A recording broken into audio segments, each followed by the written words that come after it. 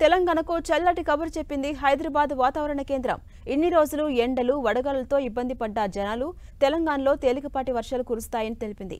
వచ్చే 5 రోజుల్లో తెలంగాణలోని పలు ప్రాంతాల్లో తేలికపాటి నుంచి మోస్తరు వర్షాలు కురుస్తాయని తెలిపింది. ఉరుములు, మెరుపులు, ఈదురుగాలులతో కూడిన వర్షాలు పడతాయని వెల్లడించింది. ఈ మేరకు ఆయా జిల్లాలకు ఎల్లో అలర్ట్ జారీ చేసింది. మరోవైపు కొన్ని జిల్లాల్లో వడగాలులు కొనసాగే అవకాశం ఉందని తెలిపింది. ఆయా జిల్లాలకు ఆరెంజ్ అలర్ట్ ను కూడా జారీ చేసింది. ఇప్పటికే పలుచోట్ల మోస్తరు వర్షాలు పడుతున్నాయి. ఉమ్మడి ఖమ్మం, నల్గొండ, వరంగల్, మహబూబ్ నగర్ జిల్లాలో పలుచోట్ల వర్షాలు కురిశాయి.